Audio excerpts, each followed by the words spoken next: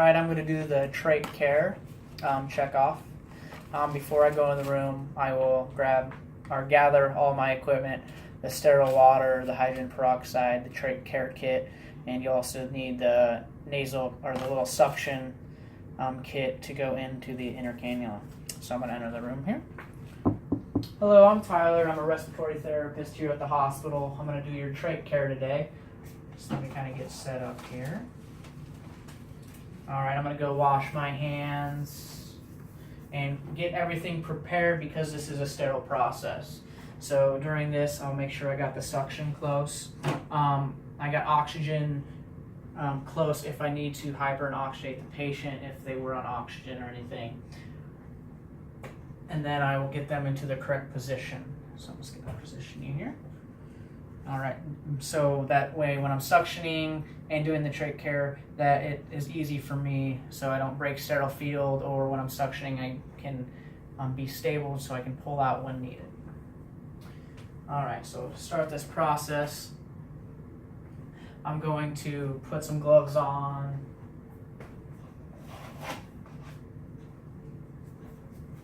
And just remove the dressing and kind of assess the patient.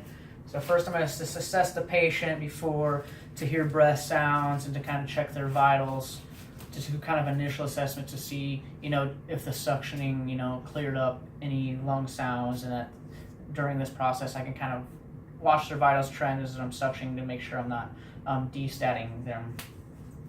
All right, so during this, I'm going to check the breath sounds and look at their vitals, and then after that I can go and remove the old dressing and get everything out there. All right, I'm going to discard that. After I get that dressing removed, I'm going to get the patient ready for the suction. So I can go wash my hands again whenever applicable. All right, and I'm just going to place a thing so I don't get them to try to keep it as clean as possible, because there will be some suction and kind of sputum and all that kind of maybe getting around them, and I just want to keep that contained.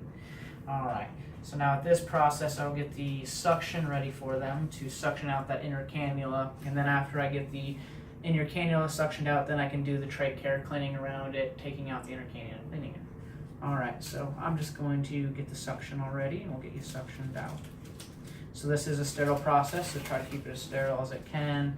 This package didn't open right, it's kind of all messed up.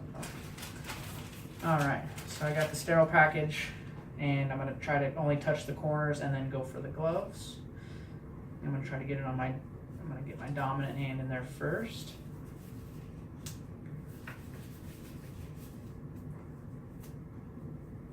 All right, you don't have to fix it until you can use this hand to get that one on.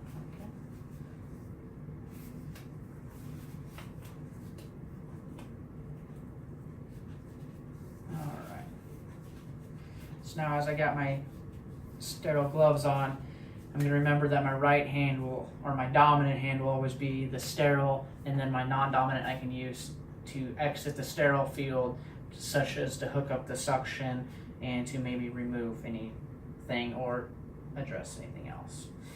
All right, so as I'm getting ready, again, I'm going to hook up the suction I already set up before, so I wouldn't have to necessarily get out of the sterile field. So with my left hand, I'll grab the suction, and you want to set it to 100 and 150 on the suction for an adult, and this is an adult here. And before I entered the room, I did check her wristband. All right here, so I'm going to hook up the suction with my right hand being sterile. As I go, I just want a couple inches from the tip.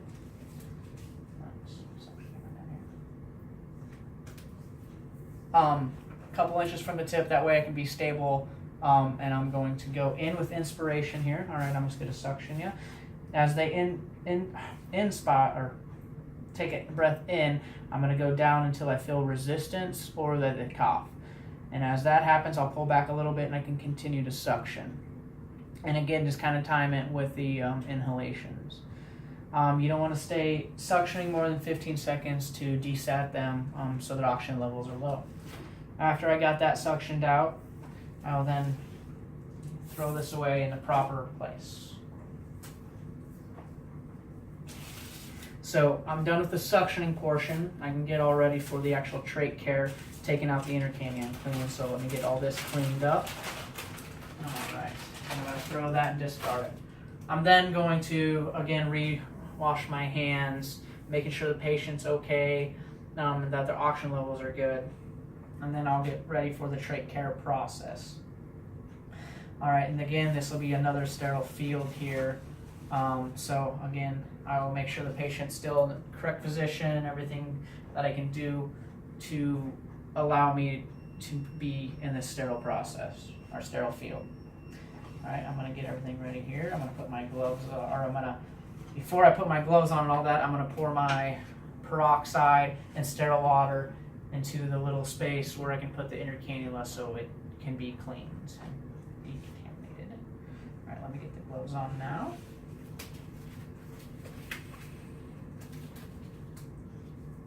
Try not to touch the outside.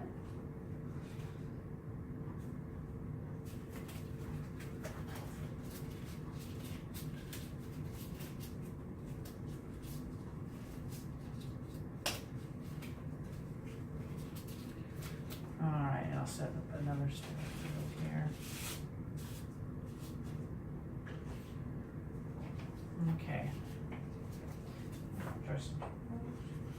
Okay, so I will go and I will take out the inner cannula and set it into the hydrogen peroxide and water. And then I can grab the Q-tips and clean around the outside portions of what you can of the stoma and around the insertion site there. So I'm just going to clean around that as good as I can. Okay, discard. I'll grab the other one. Clean around. Trying to keep that right hand sterile because you will have to reinsert the inner cannula. After that, I'm going to grab, sometimes they have gauze pads or cotton balls or something to clean around and kind of wipe up around that. And discard.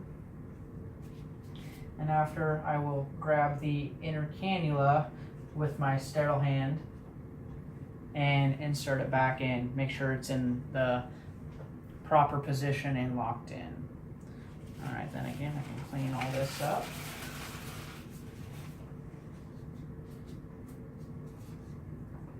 Okay, and then I'm going to grab the pre-cut 4x4s and reapply a dressing here around in place there, and then the trach care is all complete. After the process of the trach care, make sure I can discard everything that I use in the proper thing or proper place.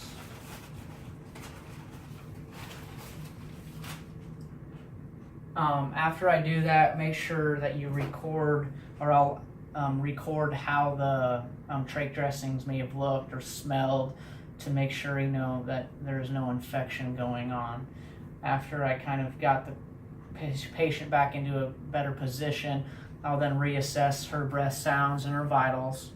I'll make sure the room is all cleaned, that the call light is closed, that I maintain the safety, such as the bed in the lowest position, the chair locked, the bed locked, wherever the patient may be. And then we'll go and I can exit, or wash my hands and exit the room, and then I will record all that information. And then kind of state when, look when the next trach care is due.